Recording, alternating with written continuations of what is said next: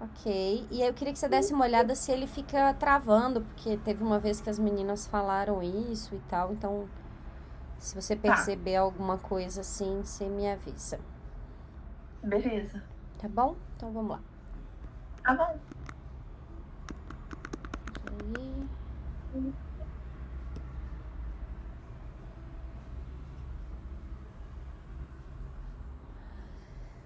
Bom, então hoje a gente vai começar com conversão de tipos, do livro Fundamentos de Java.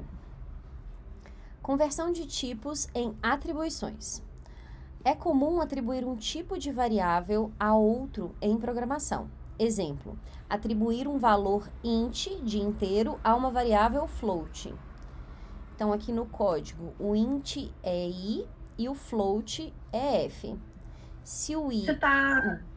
Só deixa eu te interromper. Eu não tô conseguindo ver o texto, só eu tô aqui no blog ainda. Não sei se. Você tá no Discord, não tá vendo minha tela? Eu tô vendo a tua tela, mas é a. Eu tô no blog estático, conversão de tipos, mas você tá mostrando texto ou tá só o post? Tá só o post. Ah, tá. Você tá. Tá. Você não tá mostrando o texto que você tá lendo, né? Tô. Ai, não tô conseguindo enxergar então, não. Deixa eu parar e compartilhar aqui no Discord de novo. É, não tô conseguindo acompanhar a leitura. Deixa eu parar. Eu tô vendo que ele Da parou outra mesmo coisa. aqui, né? Pera aí, deixa eu parar de transmitir. Deixa eu dar Ah, é porque ele tava naquela lá. Entendi. Agora foi, né? Ficou meio estático. É, deixa eu ver. Foi agora? Ah, agora sim. Boa. Agora Deixa eu eu tô ver se conseguindo no. ver o texto. Tá. Beleza. Deixa eu só ver se no OBS também tava certo aqui. Tá, conversão de tipos, tá certinho. Então, conversão de tipos em atribuições. É comum atribuir um tipo de variável a outro em programação. Exemplo, atribuir um valor int a uma variável float. Então, o inteiro i e o float f. Aqui ele está falando que o i é igual a 10 e que o f é igual a i. Portanto, o f seria igual a 10. Quando tipos compatíveis são combinados em uma atribuição, o valor do lado direito é automaticamente convertido para o tipo do lado esquerdo. No exemplo, o valor de i é convertido para float e então atribuído a f. Nem todos os tipos são compatíveis devido à rigorosa verificação de tipos de Java. Exemplo, booleano para inteiro, né? Não é compatível. Uma conversão automática ocorre quando os dois tipos são compatíveis. O tipo de destino... não, aqui ó. Uma conversão ela é automática se os dois tipos são compatíveis, né? Dois inteiros, ou se o destino é maior que o de origem. Aqui o float, ele é maior do que o inteiro, né? Então, dá. Ou quando essas condições são atendidas, ocorre uma conversão ampliadora. Exemplo, o int pode conter todos os valores válidos de byte, permitindo uma conversão automática de byte para int. Tipos numéricos, incluindo inteiros e de ponto flutuante, são também compatíveis em conversões ampliadoras. Agora vamos ver um exemplo aqui. A transformação de long em double é uma conversão ampliadora, executada automaticamente. Então, aqui demonstra a conversão automática de long para double. Então, a classe LTOD, public state void, beleza. Aí aqui ele está colocando que o L é um long e o D é um double. O valor de L ele coloca aqui e aí depois ele coloca que D é igual a L. Então, ele está transformando um long num double. Então, existe a conversão automática de long para double, mas não há conversão automática do contrário, que é de double para long, já que essa não é a conversão ampliadora. Agora aqui, esse programa aqui não vai ser compilado, porque ele colocou primeiro o long, L, e o double D. Mas primeiro ele coloca aqui que o valor de D que é 1001.0. E aí depois ele transforma de double para long, mas como não é ampliadora, o código é inválido. Então não há conversões automáticas de tipos numéricos para char ou boolean, além dessas, né? Convertendo tipos incompatíveis. Conversões automáticas de tipos são úteis, mas não cobrem todas as necessidades de programação, aplicando-se apenas a conversões ampliadoras entre tipos compatíveis. Para outros casos, é necessário utilizar uma coerção, ou seja, um cast. Coerção, além de ser algo que a polícia faz, é uma instrução que solicita explicitamente a conversão de um tipo para outro. Então, uma forma geral de coerção é o tipo destino da expressão. Exemplo, aqui ele colocou o inteiro de x dividido por y. Então, ele converte o resultado da expressão de x dividido por y para inteiro. Os parênteses em torno de x e y, de x dividido por y, são necessários para garantir que a coerção seja aplicada ao resultado da divisão, e não apenas para x, que é o mais próximo, né, de int. Então, a coerção, que também é chamada de cache, ela é necessária quando não há conversão automática entre os tipos, como de double para int.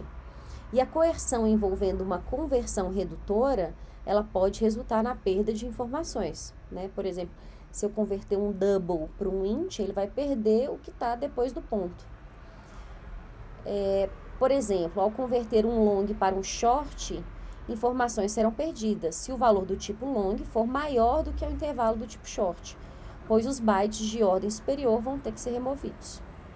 Ou quando um valor de ponto flutuante é convertido para um tipo inteiro, o componente fracionário é perdido devido ao truncamento. Eu vou tirar o barulhinho do meu WhatsApp aqui para não ficar na gravação.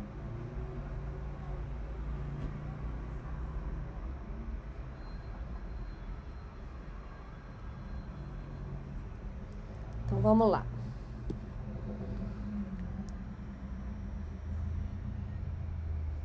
Peraí, rapidinho. Só beber uma água. Ah, tá, tudo bem.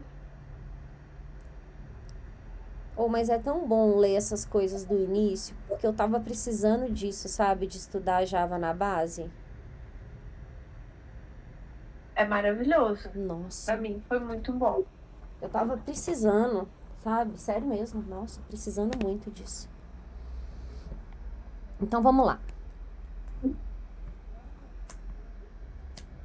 Bora. Exemplo.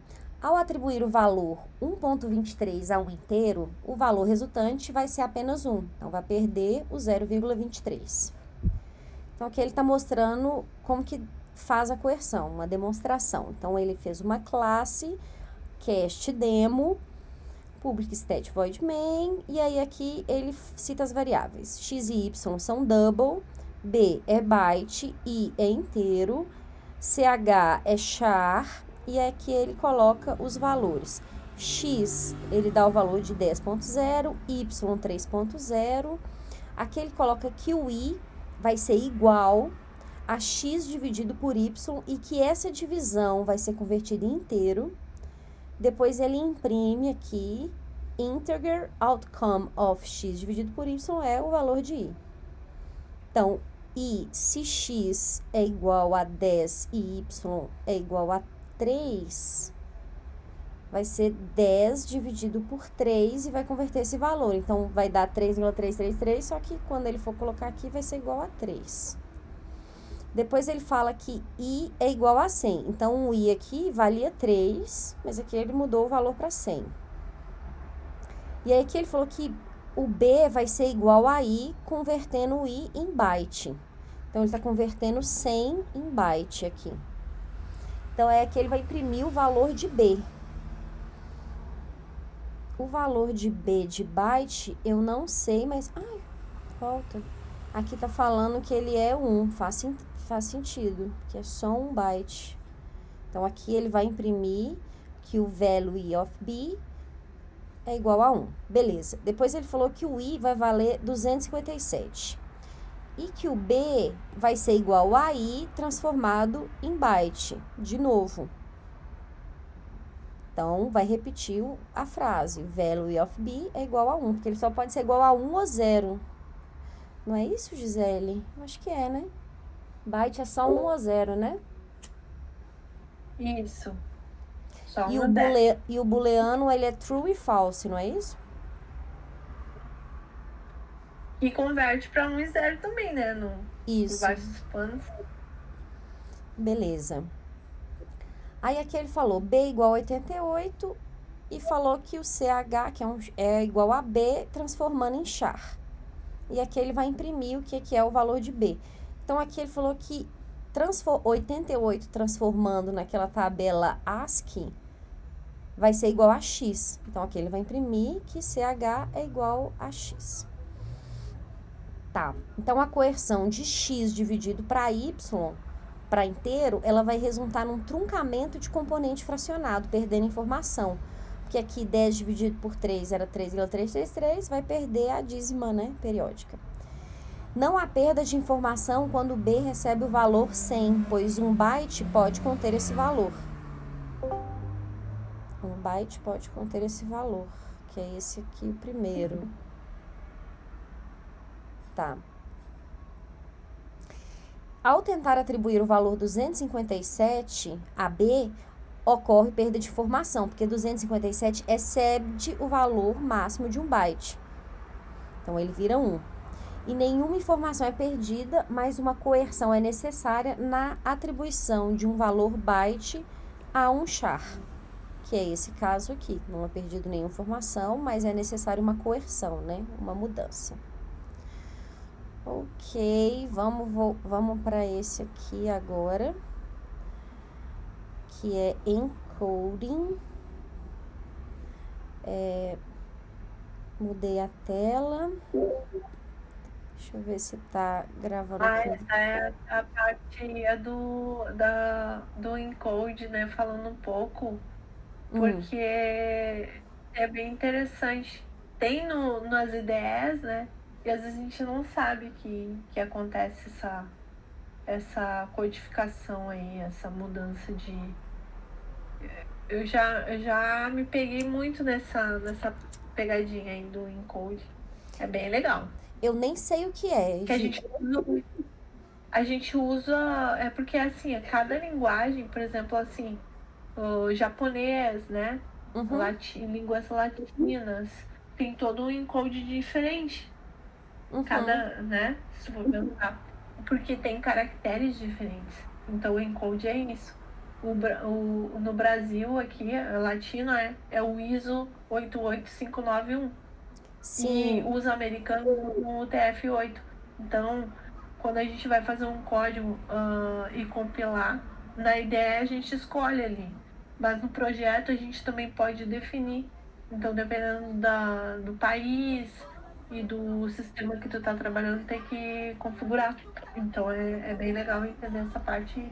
É tipo assim, por exemplo, igual aquelas línguas nórdicas, né? Que tem aquele U com uma trema em cima. É tipo isso que você tá me dizendo? Que, tipo assim, cada língua tem tipo uma... É tipo isso? Como se tivesse uma escrita diferente? Exatamente. É um encoding diferente. Cada teclado também, né? Tem os caracteres aqui definidos. Sim, igual quando a gente compra um teclado, né? E aí você tem que ver o tipo do teclado, né? Exatamente. E no programa também. Quando vai compilar também. Chocada. É muito bom aprender uma coisa, né? Pelo menos no dia hoje já tem uma coisa nova. Então vamos lá. Encoding. Eu falei certo, Gisele?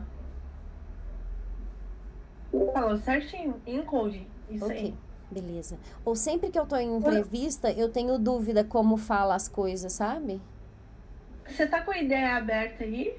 Pode abrir a ideia. Deixa eu ver. Deixa eu ver se nesse notebook tem. Você falou. Não, só se tiver aberto que você falou, comentou. Porque sempre aparece no cantinho assim, ó, o TF8, ISO. Eu peguei Ainda esse não- Mac agora para poder gravar e ele tá sem nada ainda, sabe? É Ah, bom. porque Então, toda vez que eu então deixa. gravo, trava. Aí eu falei, não, deixa eu pegar uma máquina sem nada pra ver se vai. Não, beleza. Depois eu mostro aqui, então, para você faz a leitura e eu mostro no No, fi- onde que você vê na ideia Ótimo. essa aí. Deixa eu só ver aqui, porque eu tinha. Acho que o VS Code tem?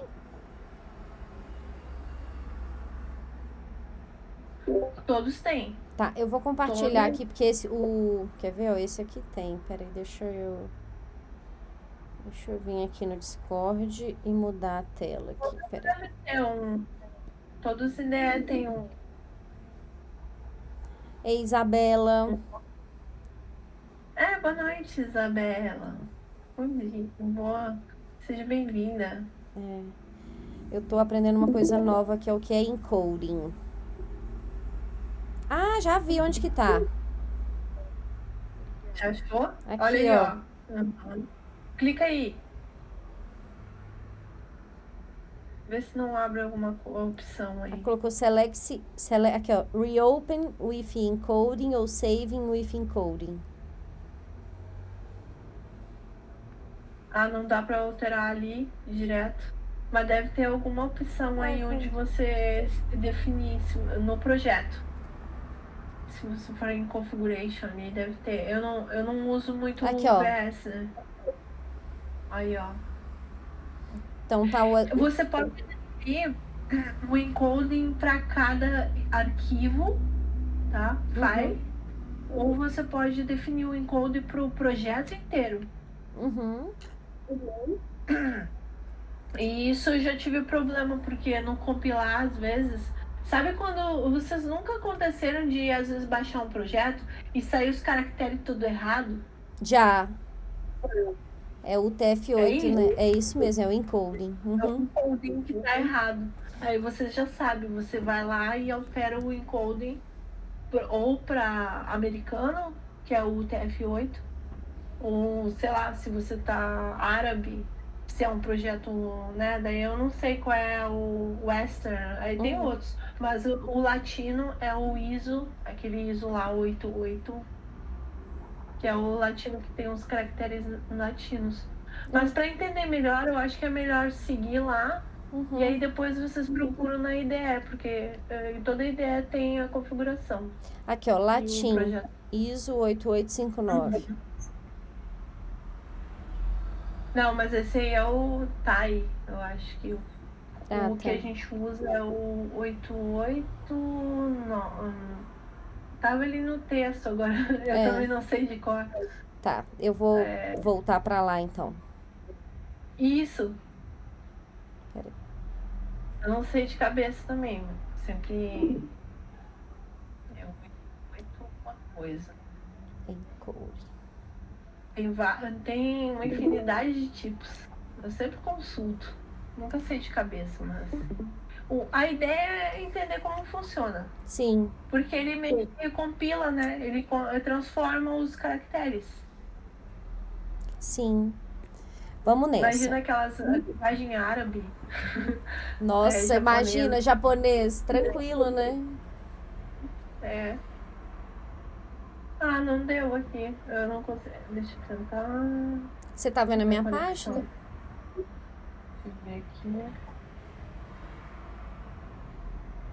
Tá carregando. Agora deu. Beleza. A ISO 88591. Isso. Então, falamos e vimos sobre os tipos de encoding, que basicamente é a conversão dos caracteres em cada língua.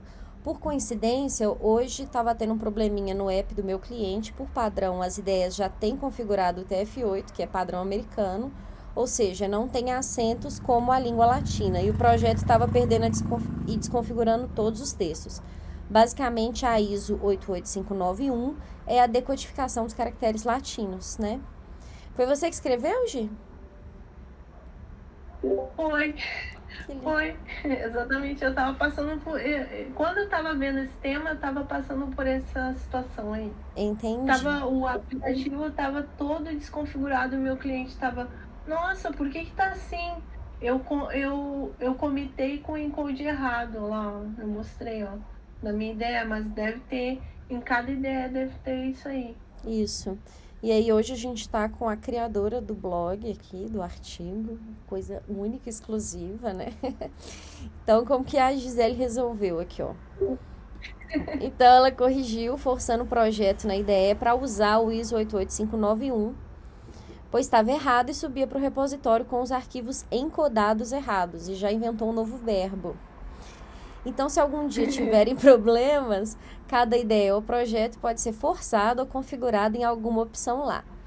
Isso resolveu o nosso problema, mas demoramos um pouquinho para perceber, pois ao configurar o projeto numa máquina nova, pode-se perder essa configuração. Já aprendendo os usos e quando usar cada tipo de encoding, depende da língua que vai se trabalhar, né? Então, qual que é a diferença entre o TF8 e o ISO 88591? A diferença é que o ISO 88591 e do TF8 é que ele suporta até 256 caracteres.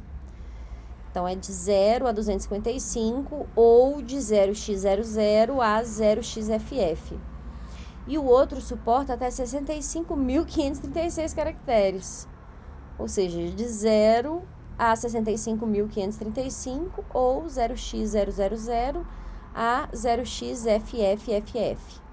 Então, aqui tem a tela dos settings, que ela foi lá no editor, File Encodings, e ela mudou o global, colocou 88591 e o projeto também. Que é aquilo que você estava falando, né? Você pode colocar o global e só o projeto, e às vezes só o arquivo, só a página. Pelo menos o Visual Studio aqui, ele deu para mim a possibilidade de você só mudar a página.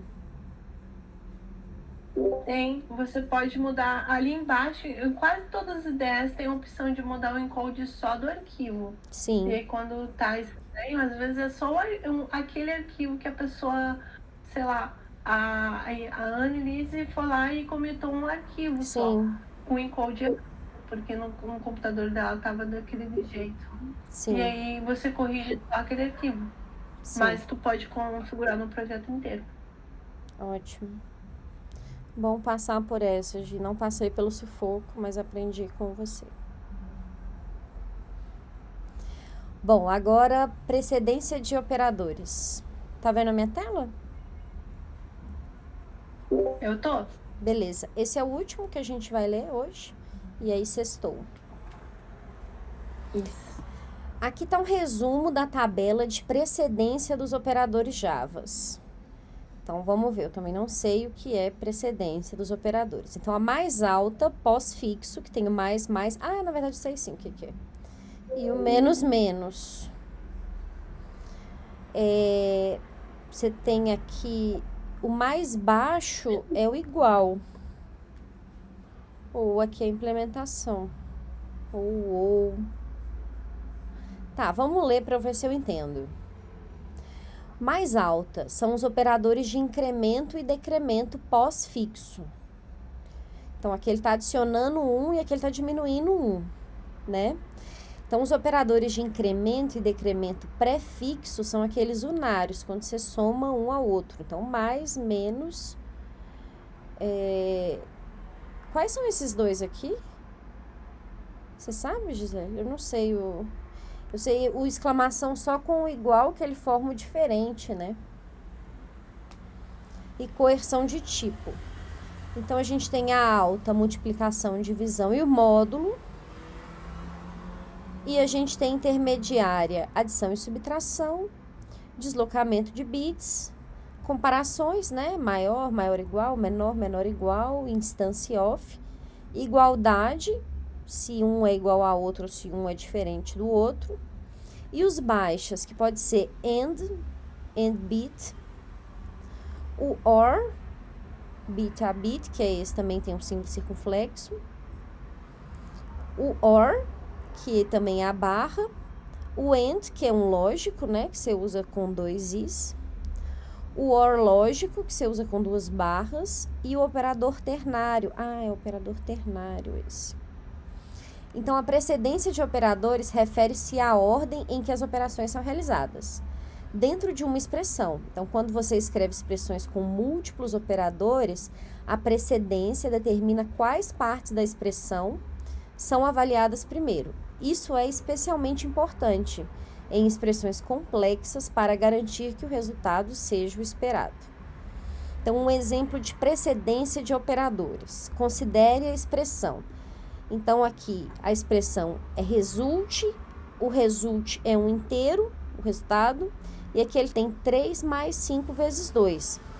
De acordo com a precedência dos operadores, a multiplicação, ela tem uma precedência mais alta do que a adição. Então, 5 vezes 2 a gente resolve antes de 3 mais 5. Então, portanto, a expressão é avaliada como? Colocando um parênteses, né? Então, 5 vezes 2, 10, mais o 3. O resultado final é 13. Então, isso é a precedência de operadores. Agora, um outro exemplo com parênteses. Então, se você quiser alterar a ordem de avaliação, a gente usa o parênteses para forçar uma ordem diferente. Então, nesse caso aqui, o resultado, em vez de fazer primeiro 5 vezes 2, ele vai fazer o 3 mais 5, que está entre parênteses. Então, a adição ela é realizada primeiro, porque o parênteses tem a precedência mais alta. Que é esse o quadro aqui. Vamos ver ele de novo.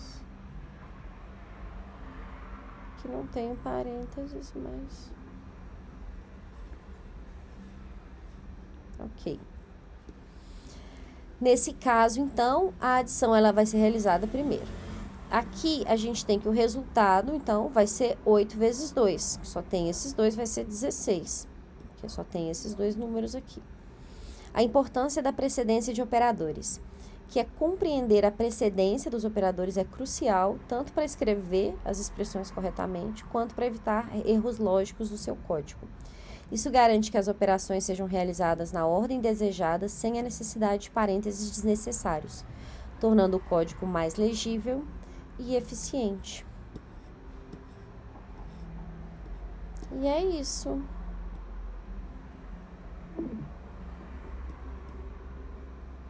Chegamos ao final. That's all, folks. Deixa eu parar o OBS. E depois